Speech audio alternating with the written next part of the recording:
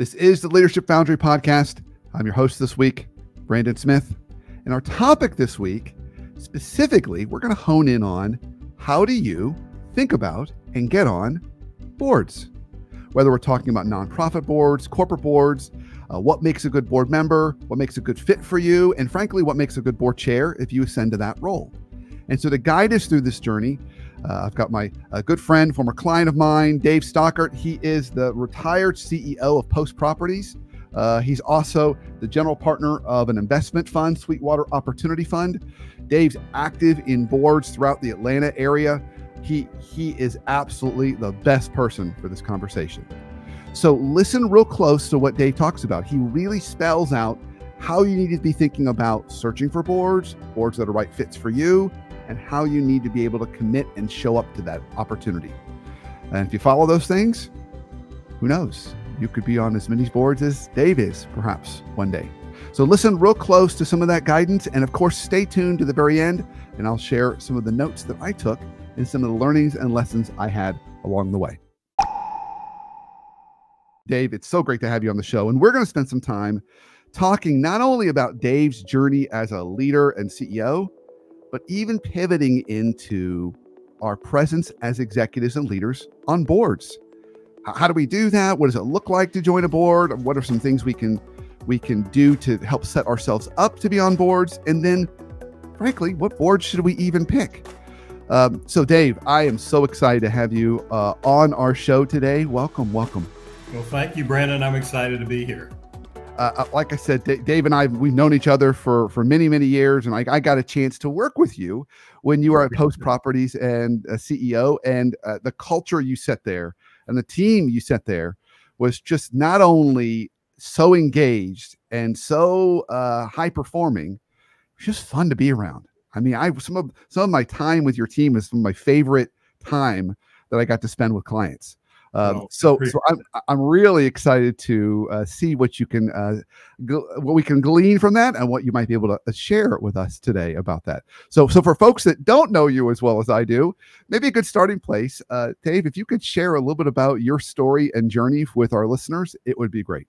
Sure. Well, briefly, I grew up in Denver, Colorado, and great family, and spent a lot of time outdoors, but moved on from Colorado and went to New York City to get a master's degree as part of my educational pursuits, and had met my wife, and we moved out there and worked in banking in New York, and kind of got sucked into that whole investment banking thing, working, all night, and not seeing my then two new daughters very much.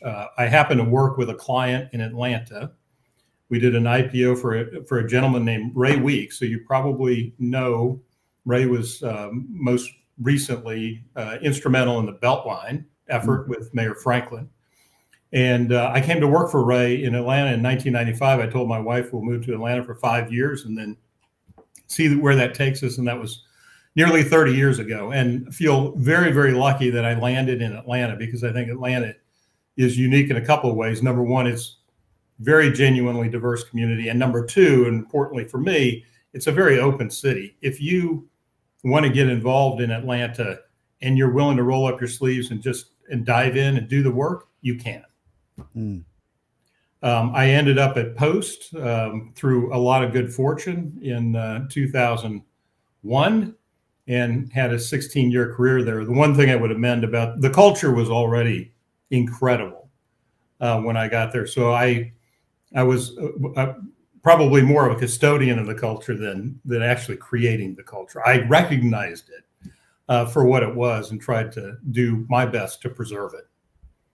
Well, I've always been a big fan of yours, and sticking to your style and persona. You are such a humble leader, Dave. And I think I reminded you of this, but when I remember the first time I met you, I'd come into Post and I went right there to the reception desk. And while I was checking in, you were on the other side of the reception desk, standing on the desk, taking a picture of the team. and it was just such a great image of just being a servant leader, humble leader, not afraid to hop up on a desk and take a whole group picture of everybody else. So that's my vivid memory of you, and you've kind of stuck. Well, to that thank you. Together. Yeah. No, that's fun. Yeah, we had a lot of fun. We had a lot of fun at Post. So Post ended up, I believe, was your transition after the acquisition? Was that? Yeah, it was part of the acquisition. Post was we were an excellent company, excellent people, and properties. About $4.5 billion in a public stock market for real estate companies, where a lot of our competitors were much larger, and so one of those larger competitors came to us, and I had known the CEO a long time and had a lot of regard for that company. But anyway, they made us an offer that, as custodians on behalf of the shareholders, I and the board, it was very compelling. And company's Mid-America Apartments out of Memphis, and I still serve on the board of the combined company, and it's an excellent company. Created the largest owner of apartments in the country by units. Wow. And more than 20 billion, and just a super, super strong company. But, these acquisitions of companies, also going back to that culture piece, you're trying to blend two cultures. That's never easy. So a lot of, people from Post ended up kind of dispersing around to populating a lot of different real estate companies around Atlanta and the Southeast. Yeah, that's how it ended, because they bought us. There's only one CEO, and I knew that going into the transaction. Totally get it. Well, before we pivot into your time serving on boards and helping listeners who are on the show here today think about how they might be able to make that move, I want to spend a little more time with you, going back in time to your to that season of US CEO. What were maybe a few leadership lessons or philosophies you learned in your career that really helped you not only be effective as a CEO, but effective in creating a sticky, engaging culture? Well, that you use the word servant leadership, and I use that a lot as well, just as a model for leadership. But I was lucky, again, when I moved to Atlanta, I had a series of people that I worked with and worked for who were exemplars, who were mentors in many ways in terms of demonstrating to me that you could be a leader, but also have a lot of time for bigger things beyond just the day-to-day of the business. And so I mentioned Ray Weeks, who I worked for when I first moved to Atlanta, and he was very engaged civically in Atlanta. I hadn't really thought about that. When I came down here, I was, much younger, obviously, and very, very focused on career and that career ladder and all those things that go with that. And so he was an example of somebody who got very, very engaged in the community for the greater good, and that impressed me and made an impression on me. And then John Williams, who created Post, when I went to work for John was likewise very engaged in the community, encouraged other people at the company to be that way. And I think, that we really, really leaned into this sort of servant mindset at the company, because we felt like if people were engaged in opportunities, whether it was nonprofits or volunteerism or whatever, that would translate as well into how we thought about our customer relationships. Yeah. And that makes perfect sense, because so much of the work you did was all about creating and nurturing communities. Right. And then now, and I love the fact that and this is such such strong integrity you have, Dave, because you were also committed to working with the surrounding communities. So not only our community ecosystem we're building, but the natural ecosystem around it. That's right. The idea that, what's good for Atlanta broadly is also good for, and the other markets that we operated in, the other cities, but what's good for those cities is good for our company. And that was something that I think everybody in the company understood. So we didn't talk about this question, but it's on my mind, and I want to ask you. So here's maybe a little bit of a challenging curveball. I'm just curious, when you think about leadership today, it's such a challenging time to lead. because it feels like everything's moving so fast. Everything is urgent all the time. There's so much pressure on CEOs to make transformations and do big things. It feels like some maybe leadership philosophies and principles that were just always true are not always as present today as they could be. Do you feel like there's anything that leaders are missing today? Something that maybe they could go back to that's old school that you just don't see as much today and you wish you did? Well, I'm loath to give advice to, other people who are running situations in complicated environments. But, and again, you mentioned it, but it's something that I think about all the time, which is this servant leadership idea. I think that it's what I would say to my kids. It's what I'd say to young people starting out, your career, whatever you're going to do, your life, your marriage, raising children. These are long sort of marathon type opportunities, and companies are the same way, and organizations are the same way. And so if you come at leadership with that kind of servant customer service mindset on the part of the leader, I think ultimately you create something that's resilient and, can weather storms and the inevitable things that come up. I think that, what we see, and I don't know if this is what you're referring to, but what we see in like politics today, it's all about, who's more alpha and who can be, tougher on the other person and, more snide and, clever and all that kind of stuff. I don't think that's the way to build a lasting organization or commitment on the part of the people that you're trying to influence and lead. I think that's well said. Simple, elegant, but absolutely missing, unfortunately. I think we could do a better job of really focusing on and I think who we're trying to serve and support. Yeah, and I think it's, obviously it's missing in some ways that we see, kind of in front of us every day. But I work with a lot of leaders. Again, civically in particular is where I get to see people outside their business element. And the servant leadership model is still alive and well with a lot of people. Yeah. And I'm very encouraged by that. Yeah. Yeah. And now he's retired, but I had Frank Blake on the right. Frank is a great example. And he talked about the pyramid and it was great because we talked about it as it relates to the senior team. He said, when we think about a senior team, the regular pyramid, the communication is going to trickle down. He says, but when you invert the pyramid, like servant leadership, you realize gravity pulls that communication the other way. So you have to go into the organization and push it. You can't just expect your kind of lieutenants to kind of spread the word. So yeah, Frank was the chair of Grady Hospital. Is how I really got to know Frank. I knew him otherwise, but we spent a fair amount of time on the Grady Hospital board together, and I got to admire his leadership style in that setting. That was terrific. Well, so Dave, you made great transition here. So a lot of leaders who are listening to this right now, and they're probably in a lot of the clients I work with, mid-50s, they're senior roles. They want to get on boards. They want to start thinking about board work.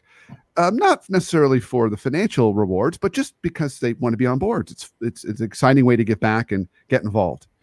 When did you first start making that transition to boards? And tell us a little bit about that. And what might be some advice for leaders listening today, executives that want to start making that transition?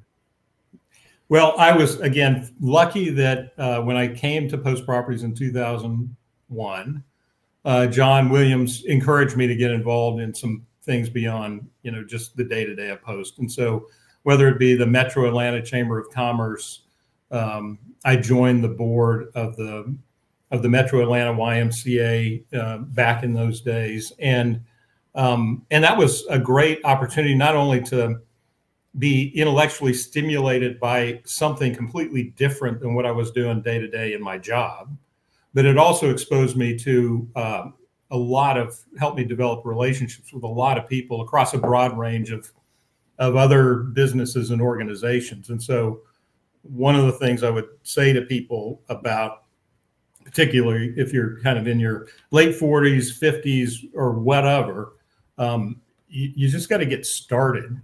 You have to find something that can engage you and that you'd like to spend some energy on. And then when you find that, and oftentimes it'll be a nonprofit, because nonprofits always need help. They always need time, talent, and treasure. And everyone thinks about the treasure part, and certainly that's part of it, but the talent part and the time are really critical. And so once you do start engaging, the more you are the kind of person that's viewed as somebody who's going to roll up their sleeves and participate and have the organization's best interests at heart, and know that you're there for support and for help to provide those things. Then you start meeting people and they start inviting you to do other things. And so it's not dissimilar to job networking. You know, it's sort of getting in the game and showing up and having a commitment, and then one thing leads to another.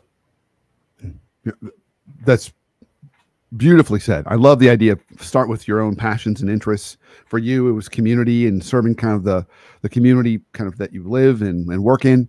And then getting involved. Nonprofits are good starts. And then, of course, I love the time, talents, and treasures and being willing to do that. I want to dig in a little further on that one. Sure. So my experience generally, I'm going to oversimplify things, so probably butcher it. Boards tend to be one of two types. Working boards, where you're really rolling up your sleeves and working events. I mean, you're doing a lot of stuff. Yeah. And then more advisory boards. Yeah. So I would love your thoughts about that. And if you've sat on both, some of the pluses and minuses to each, and how can folks determine before they join a board which one? Because I've had, in my experience, folks join boards, they think it's one type of board, turns out it's another type of board, and it's not a good fit. Yeah. So maybe some of your thoughts and guidance around that would be really helpful. Sure. Well, one of the first things you can look at is the size of the board. If the board is 100 people, it's an advisory board, right? And so those boards, and I've just gone on the Woodruff Arts Center, and it's a wonderful organization. It's led by a wonderful person, Hala Modelmog, but it's a large board. So that is a board that I'm on because I care about the Woodruff Arts Center and the things that it's committed to. I realized going onto a board like that my treasure might be, one of the first things I can provide as a member of a big board. But secondly, that if I demonstrate engagement and show up, then ultimately I might get invited, if things work out, to have a more operational role on. There's usually an executive committee or whatever that kind of does the work. So that's one thing. If you've got a board that's 10 people or 12, especially if it's a nonprofit, that's a working board. And you should go in open-eyed knowing that, you can bring a lot to that organization. And so I've been on both. I probably am more attracted to the working board generally, partly because I want to, if it's something like Grady Hospital, that's something the healthcare system I knew nothing about. And so that was just a great opportunity to really learn at the same time that perhaps I was able to add something for them. Typically, Dave, when you join a board, how long is the tenure of your time on that board? I mean, do they clearly state that up front, or is it kind of understood that you can kind of stay on as long as you'd like to stay on? That's a great question to ask up front, because some boards are good about that and some are not. You'd rather be on a board. I think I would rather be on a board that does have some sense of tenure, because it's good for the organization and it's good for the board members. There are certainly boards that I've been on that have had kind of an unlimited kind of tenure, and that can get really difficult with long tenured trustees or directors who, it just blocks the organization from kind of a natural refreshment. Even corporate boards these days, or more and more investors are requiring term limits and things like that. And I think that's a good thing. Yeah. Yeah. And my public board experience, that's all been kind of term limited. So if we go back to this kind of leader, executive, late 40s, early 50s, loving this idea of joining boards, so listening to this, saying, I can't wait. They got their list. How many boards is too many boards to start off with? Well, obviously it depends on, what you have going on otherwise, the nature of your job, what's going on in your family, because some people might look at board opportunities like high school kids in high school look at, extracurriculars, that it's a way to kind of pad your resume and if you're doing it for that reason, then, it'll help your resume, but you're probably not going to get a lot of rewards. So you got to figure out how much time you really have to commit to it. And if you've got, 3 hours a week or 4 hours a week or something like that, or 2 hours a week, you can probably do one board, but if you've got a little more time, you can do more.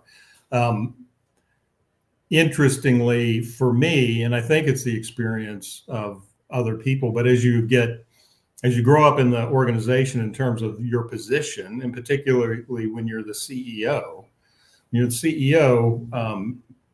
got a lot of responsibility for strategy and all that, but you also have a lot of people who are doing the work every day.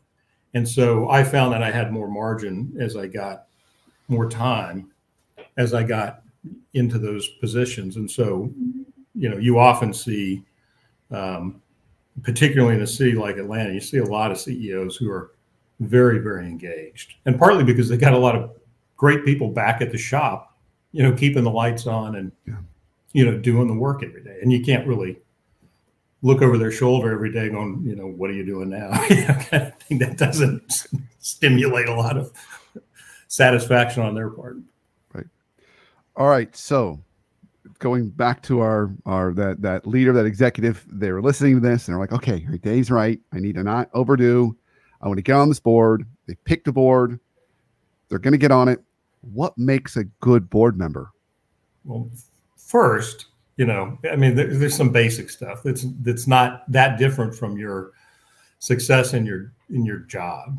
But first is show up, because not everybody does. It's a lot of life is a 80-20 proposition or 70-30 proposition and you find this on boards that, a third of the board is really engaged and is showing up and, takes the time to study up on whatever the issues are that are being discussed, or volunteers to help with some of the, particularly in nonprofits, some of the stuff that nonprofits just need help with. And, other folks you're going to find in those settings who, kind of come and think that their main job is to kind of oversee the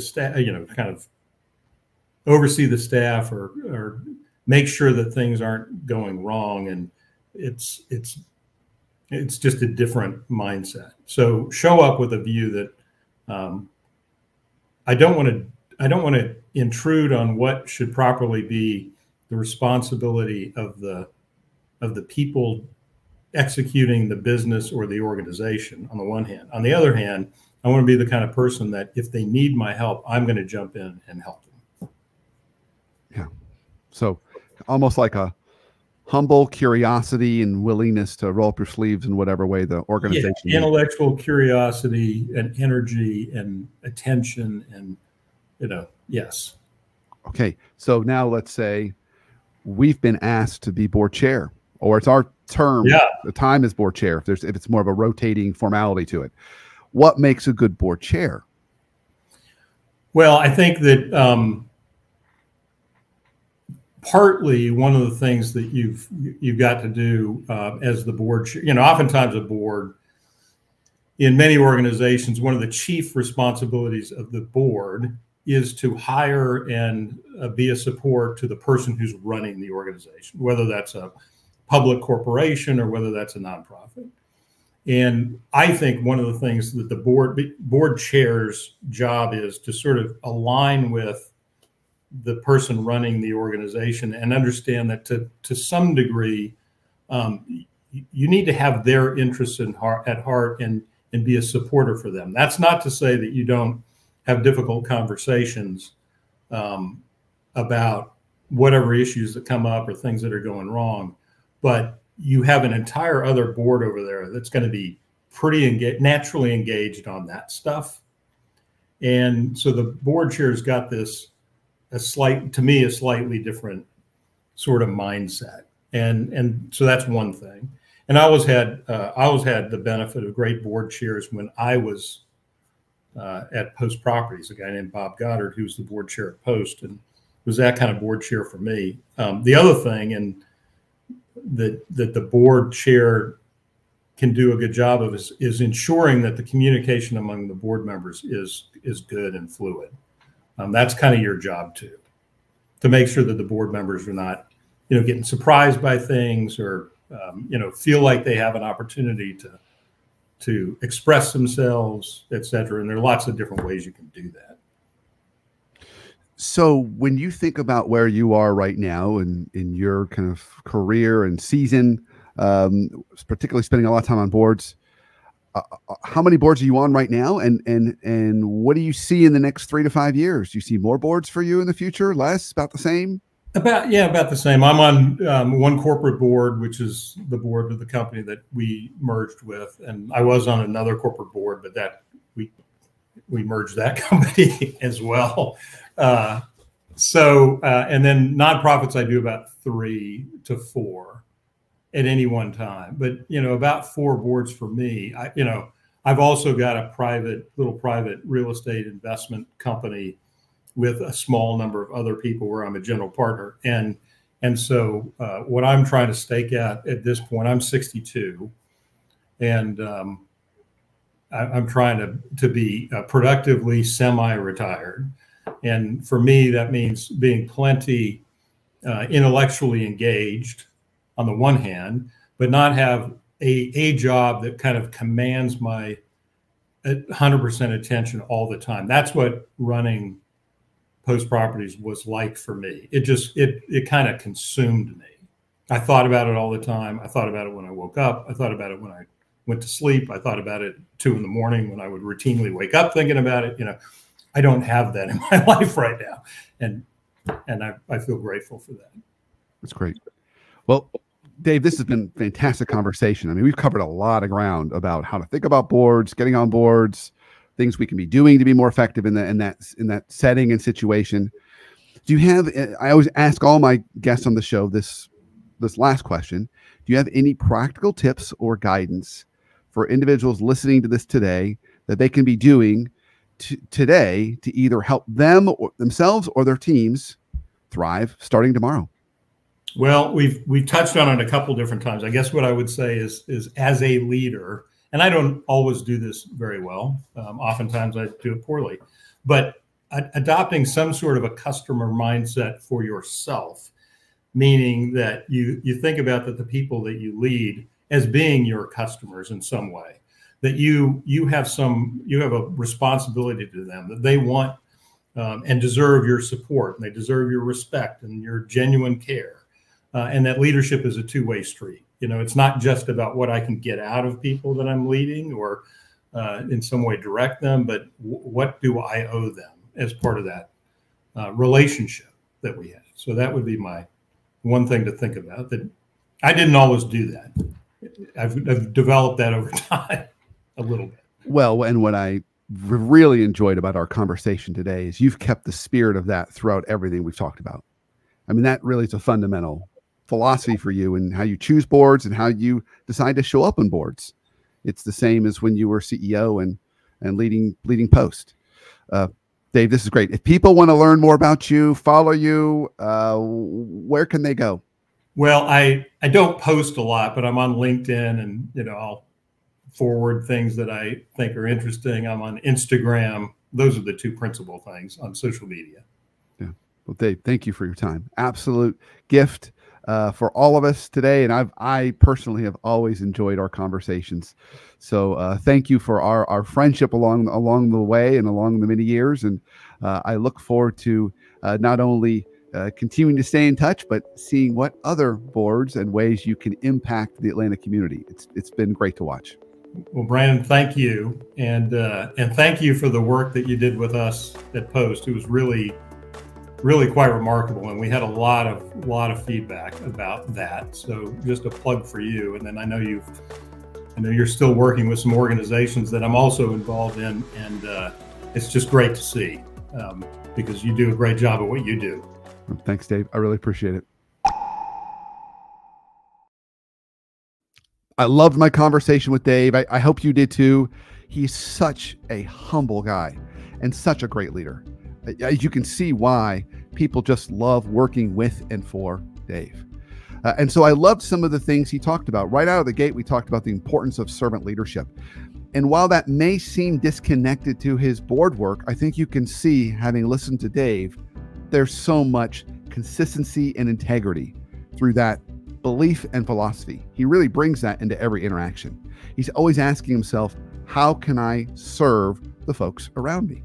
And that, of course, drew him to boards and being on boards that particularly serve the community and the Atlanta community, a place he's invested in and calls home. And so as we talk about boards, he gave us a few things that are really important for us to think about. First, naturally, we're going to bring our time, talents, and treasures to boards. And so we need to be thinking about what are we willing to give? And that's going to help us determine, do we want to get on an advisory board, which might be a very large board? That's how we determine that. Or a working board. We're going to have to roll up our sleeves, run events. I mean, we're going to be doing a lot of work. He said you can typically tell it's a working board if it's a smaller board, 10 to 12 folks.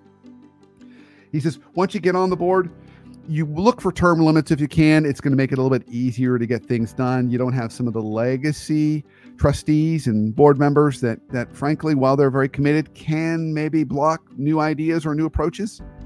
So if you have term limits, that's typically a healthy thing. And then he said, as a good board member, it's a lot of the things that we would apply to our working world, making sure we're frankly showing up to events.